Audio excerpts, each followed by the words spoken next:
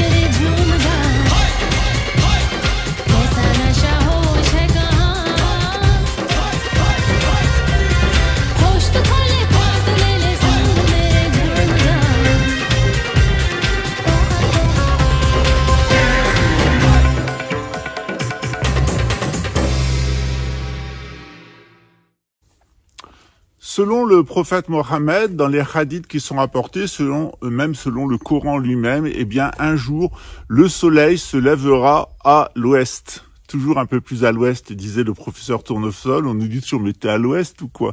Eh bien, justement, dans le futur, le soleil va se lever à l'ouest. Pourquoi? Eh bien, tout simplement parce que la Terre fonctionne sur un certain cycle. C'est ce qu'on appelle, eh bien, des cycles de rotation. La Terre tourne sur elle-même et elle émet une certaine fréquence. Or, lorsque cette fréquence approche de 13 Hz, eh bien, le sens de rotation de la Terre s'inverse. C'est ce qui s'est passé en 2022. Le noyau terrestre, à l'intérieur du noyau terrestre, s'est mis à tourner dans l'autre sens. Cela va avoir des conséquences, notamment dans ce que la tradition chrétienne appelle les 3 jours d'obscurité, qu'on retrouve aussi dans le Coran, mais aussi dans la tradition bouddhiste.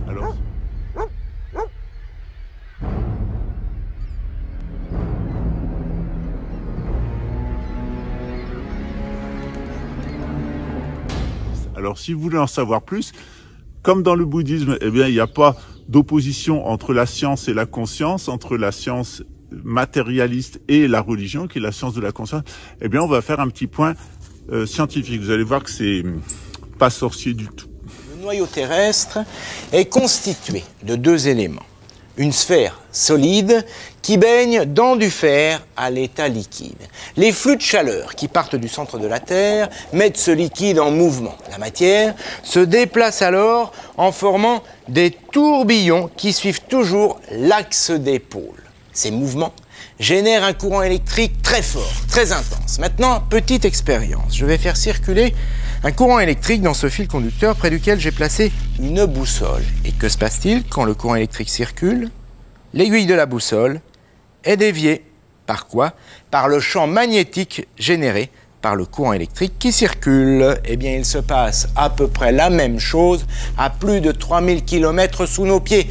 Le courant électrique qui circule dans le fer à l'état liquide génère un champ magnétique. Voilà pourquoi notre bonne vieille Terre se comporte comme un aimant. Alors, petite précision, l'axe des pôles magnétiques est légèrement décalé par rapport à l'axe des pôles géographiques. En ce moment, il est incliné d'environ 11 degrés par rapport à l'axe de rotation de la Terre. Pourquoi le champ magnétique terrestre s'inverse-t-il? Qui n'a pas joué à l'exploration en essayant de naviguer avec une boussole?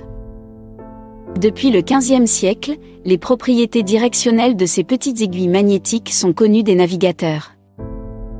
Elles reflètent l'existence du champ magnétique terrestre qui, en plus de fournir un moyen d'orientation fiable, protège également la Terre et sa biosphère du rayonnement solaire. Cependant, le champ magnétique terrestre est loin d'être stable. Les pôles magnétiques ne sont pratiquement pas fixes et leur position change au fil des années, jusqu'à s'inverser.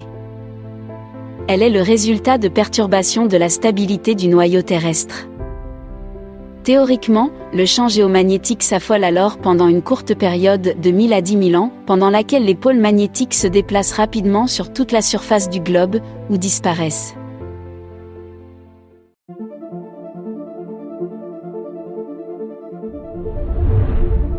Depuis sa formation, la Terre tourne sur son axe d'ouest en est. Si un jour notre planète se mettait à tourner dans le sens inverse, elle ne serait plus la Terre telle que nous la connaissons. En quoi une rotation dans le sens des aiguilles d'une montre changerait-elle la Terre? Vous ne le sentez pas, mais notre planète tourne vite. 460 mètres par seconde selon les mesures prises à l'équateur. Un changement soudain de direction provoquerait des vents désastreux et des vagues massives. Ensemble, ces conditions météorologiques anormales anéantiraient presque tout ce qui se trouve au-dessus du sol. Les océans contrôlent le climat planétaire en distribuant la chaleur du soleil sur toute la planète. Ils détournent l'humidité des badlands les plus secs et les plus chauds et transportent les précipitations vers les forêts d'épineux. Si la Terre inversait sa rotation, un courant fondamental pour le climat disparaîtrait de l'océan Atlantique.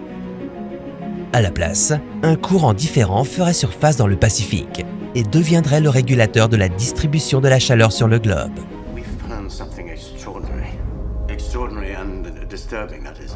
You recall what you said about how polar melting might disrupt the North Atlantic current? Yes. Well, I think it's happening. Government has to start making long-term preparations now. Jack, all you have is a theory. It's been raining like this for 3 days now. Mr. Vice President, if we don't act now, it's going to be too late. I'm afraid that time has come and gone, my friend. What can we do? Save as many as you can.